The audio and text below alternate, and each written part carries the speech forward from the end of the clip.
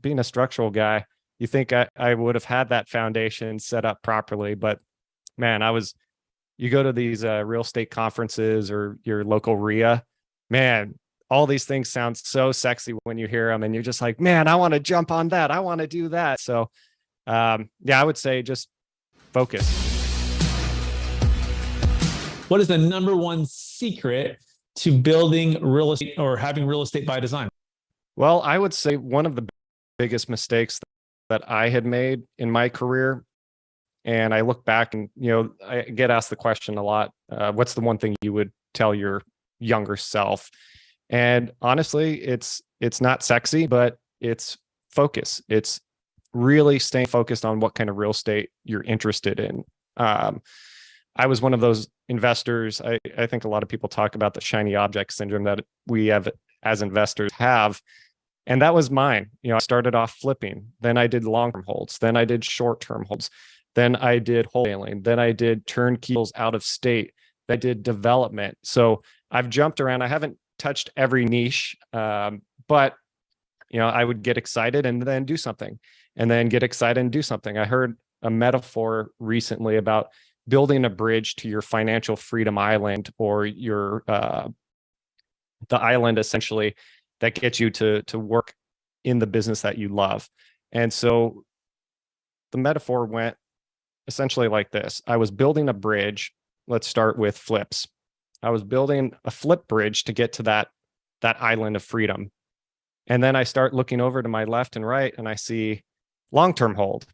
Bigger Pockets was a great place to get a lot of information, but then I got the bug for, $100. Well, back then Brandon Turner was talking about $100 a door net. Now I think he says $200 a door or something like that. So I started looking at that bridge. So then I walked back to the island I was first on and started building this next bridge. And then I saw turnkey rentals.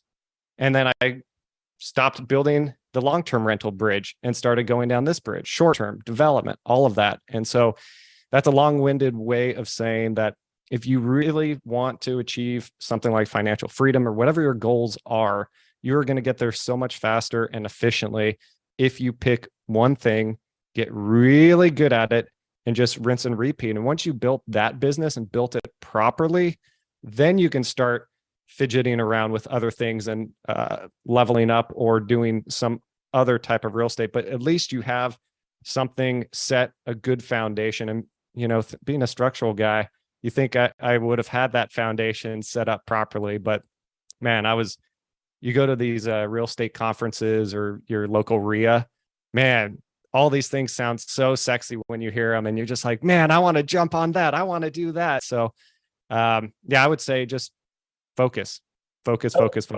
Excellent. So real estate by design, secret number one is to focus like a laser. Don't build multiple bridges to multiple niches simultaneously. Get that one bridge fully built to that island. I love the way you put it, financial freedom island, right? Correct. And maybe it's even entrepreneurial freedom island. Maybe it's even things that you love to do island, right? Trying obviously to pick that bridge that you're building towards. I think sometimes that helps us to clarify what we really want by having that vision and that clarity of what that island's going to look like beyond just financial peace or by not just financial freedom. It's what am you really going to love to do.